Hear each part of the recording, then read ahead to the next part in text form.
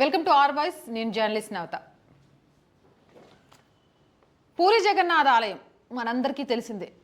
పూరి జగన్నాథ ఆలయం ఒడిశాలో ఉంది.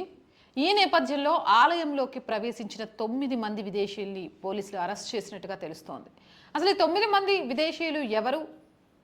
ఈ ఆలయంలోకి ఎలా ప్రవేశించారు?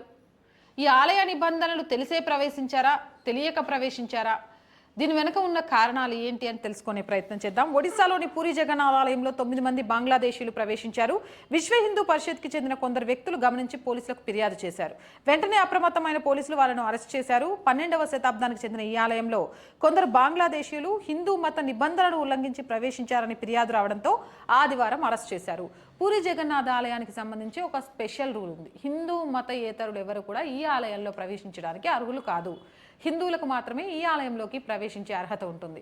ఈ నేపథ్యంలోనే ఒకప్పుడు ఇందిరాగాంధీని కూడా పూరి జగన్నాథ ఆలయంలోకి ప్రవేశించనివ్వలేదు అంటూ కూడా కొన్ని వాదనలను మనం సోషల్ మీడియా వేదికగా చూస్తూనే ఉంటాం. అయితే ఈ నిబంధనలను ఉల్లంఘించి వీళ్ళు అరెస్ట్ చేశారు అంటూ విశ్వ హిందూ పరిషత్ కంప్లైంట్ ఇవ్వడంతో పోలీసులు ఆ 9 మందిని అరెస్ట్ చేశారు. విచారిస్తున్నామని కూడా చెప్పారు. ఒకవేళ వాళ్ళు గనక హిందువులు కాదు అని తేలితే వారిపై చట్టపరమైన చర్యలు తీసుకుంటామని ఏఎస్పీ సునీల్ మిశ్రా తెలియజేశారు.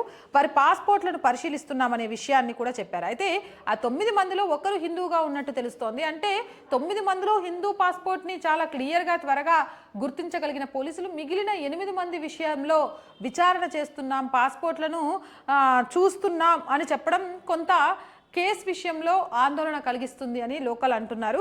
ఆ 8 మందికి సంబంధించిన పాస్పోర్ట్లను కూడా వెంటనే వెరిఫై చేయాలి. వాళ్ళు అన్యమతస్తులు, అసలు ఈ గుళ్ళోకి ఎందుకు ప్రవేశించాలనుకుంటున్నారు, బంగ్లాదేశ్ నుంచి వచ్చే విషయాలను పూర్తిగా విచారణ చేసి బయటికి చెప్పాలి అని అక్కడ వాళ్ళైతే కోరుకుంటున్నారు. అయితే ఈ 9 మందిలో 4 ఆలయంలో ప్రవేశించినట్టుగా కూడా ధృవీకరించారు. జగన్నాథుడు అంటే విష్ణువు ఈ రూపంలో కొలువై ఒడిశాలోని పూరి జగన్నాథ ఆలయంలో ఉన్నారు అని అక్కడ అంతా విశ్వసిస్తూ ఉంటారు. సో ఇది హిందువులకు మాత్రమే, విష్ణువు జగన్నాథుడి రూపంలో కొలువై ఉన్నాడు కాబట్టి ఇది హిందువులకు సంబంధించిన ఆలయం, దీనికి సంబంధించిన పూర్తి హక్కు హిందువులదే అని చెప్తూ ఉంటారు. ఇక ముస్లిం దాడుల తర్వాత ఇలాంటి నిర్ణయం గతంలో మనం చూసాము. ఔరంగజేబ్ లాంటి వాళ్ళు దేశంలోకి ప్రవేశించినప్పుడు చాలా ఆలయాల మీద ధ్వంసం చేసే ప్రయత్నం చేశారు, చాలా ఆలయాలను అన్యాక్రాంతం చేసే ప్రయత్నం చేశారు. ఈ నేపథ్యంలోనే అలాంటి దాడుల నుంచి, ముస్లిమ్స్ నుంచి టెంపుల్ని కాపాడుకోవడానికి ఈ రూల్ తీసుకొచ్చారు అనేది అక్కడ చెప్తున్న కథనాలు. అంటే అన్యమతస్తులు ఎవరు గుళ్ళోకి ప్రవేశించకుండా ఉంటే ఆ మత విశ్వాసం, ధర్మ విశ్వాసం, పూరి జగన్నాథ్ విష్ణువు మీద విశ్వాసం లేని వాళ్ళు గుడిలోకి ప్రవేశిస్తే అది ఇవాళ కాకుండా రేపైనా ఆ గుడికి ప్రమాదకరంగా మారుతుంది. కాబట్టి అలాంటి ప్రమాదాన్ని ముందు తరాలకు కూడా కలగకుండా ఉండాలి అంటే ఎవరైనా ధర్మ విశ్వాసం లేని వాళ్ళు, అన్యమతస్తులు ఈ గుడిలోకి రావడానికి అర్హత లేదు అని ఆ గుడికి సంబంధించి ఒక నిబంధన పెట్టుకున్నట్టుగా కూడా స్థానికులు చెప్తుంటారు. అయితే ఈ నేపథ్యంలోనే ఇందిరాగాంధీ ఫిరోజ్ ఖాన్ గాంధీని పెళ్లి చేసుకున్న నేపథ్యంలో అన్యమతానికి సంబంధించిన ఇంటి ఆడపడుచు అయిపోయింది కాబట్టి ఆవిడకు కూడా ఈ గుళ్ళోకి రావడానికి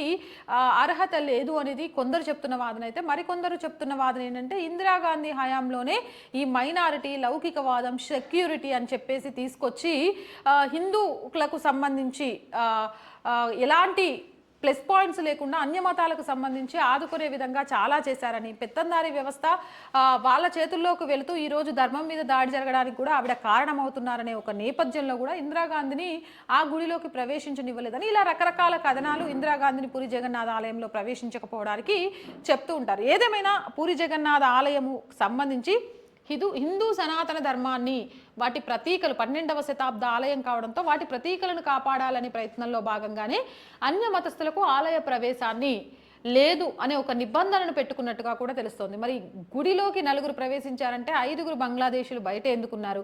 ఈ 4లో ఒకరు హిందూ అని తేలింది. మరి మిగిలిన 9 మందిలో ఒకరు హిందూ అని తేలింది. మరి ఈ 4లోనే ఆ హిందూ ఉన్నారా, లేకపోతే బయట ఉన్న వాళ్ళలో ఉన్నారా? ఈ 4 ఆ ఆలయానికి సంబంధించి ప్రవేశం లేదు అని తెలిసి కూడా ప్రవేశించే ప్రయత్నం ఎందుకు చేశారు? వీటికి సంబంధించి ఆధారాలు బయటికి రావాల్సి ఉంది. ఎందుకంటే అతి పురాతన ఆలయాల్లో పూరి జగన్నాథ ఆలయం ఒకటి.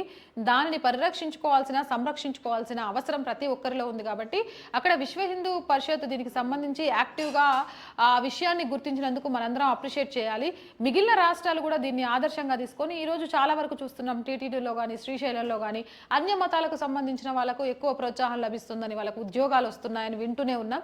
వాటన్నిటికీ కూడా అడ్డుకట్ట వేయాల్సిన అవసరం ఉంది. ఎందుకంటే ధర్మం మీద, భగవంతుని మీద విశ్వాసం లేని వాళ్ళు ఆ భగవంతునికి కానీ ఆ ధర్మానికి కానీ సంబంధించిన ప్రదేశాలలో ఎలా సేవ చేయగలుగుతారు? ఎలా ఒక పరిపూర్ణ మనసుతోటి వాళ్ళు అక్కడ పనులు చేయగలుగుతారు? అంటే ఆలయాలు అనేది ఆధ్యాత్మిక కేంద్రాలా లేకపోతే ఒక వ్యాపార స్థలాలా? ఈరోజు అన్యమతస్థులకు ఆలయాలలో అవకాశం కల్పించడం వల్ల రేపు ధర్మం మీద ఎంత దాడి జరగడానికి ఆస్కారం ఉంటుంది.